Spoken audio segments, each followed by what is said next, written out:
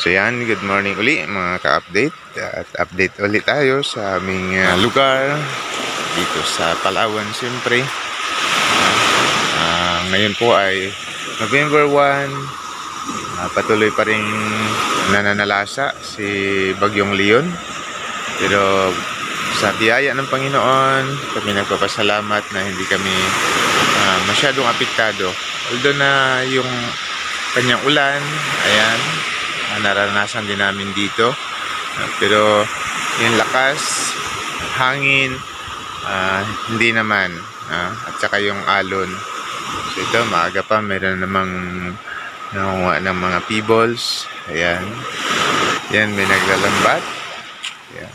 At doon sa laot, mga ka-update, makikita kasi medyo malabo. Parang malalaki rin yung gulong ng alon sa laot.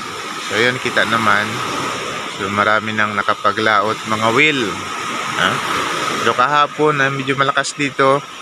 Nakapaglaot man pero saglit lang sila at bumalik agad. So ito, may pumandaw na naman ang kanyang lambat. Napansin niya, napakalapit lang mga ka-update.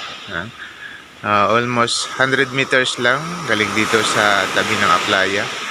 So tignan natin mamaya kung mayroon siyang kuha.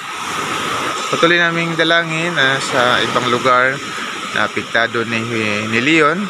Nawa ay wala namang mga na disgrasya o na aksidente na ating mga kababayan. Kaya parang may mga kuha din siya mga ka-update. Halos sa tabi na yung adya.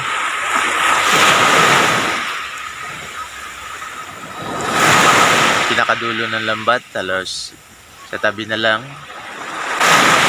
Tignan natin mamaya kung ano yung kanyang kuha. Kaya na, patabi na. Malaki yung alon dito banda. Malapit. Naglalaki yung alon.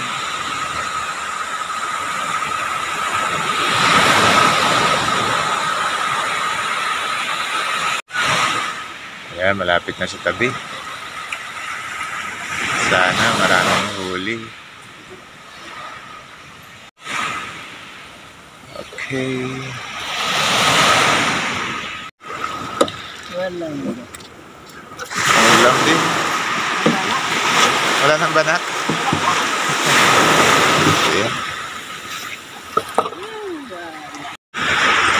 Okay.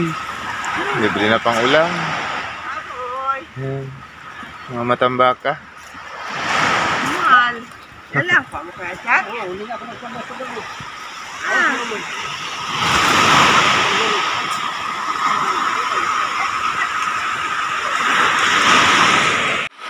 Yan mga ka-update, tamang update lang tayo sa ating channel kasi nga meron pa po kaming ginagawa yung extension ng church building kasi nahabol din namin na matapos bago yung Thanksgiving anniversary ng church. So ito nga pala yung aming ginagawa mga ka-update.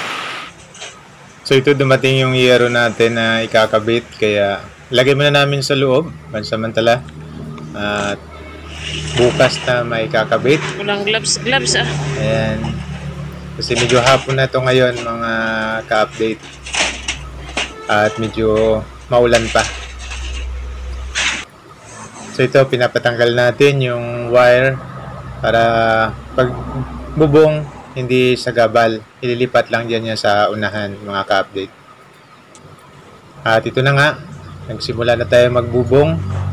So nilalagay na natin yung ating mga yero para dito sa extension ng church building. So yan na, nalagay na namin at ilalagay pa namin yung dito sa taas mamaya at doon naman sa kabila. So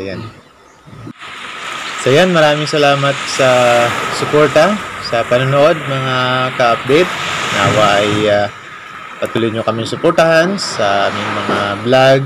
Pa-like and share at pa-subscribe na rin po sa aming channel.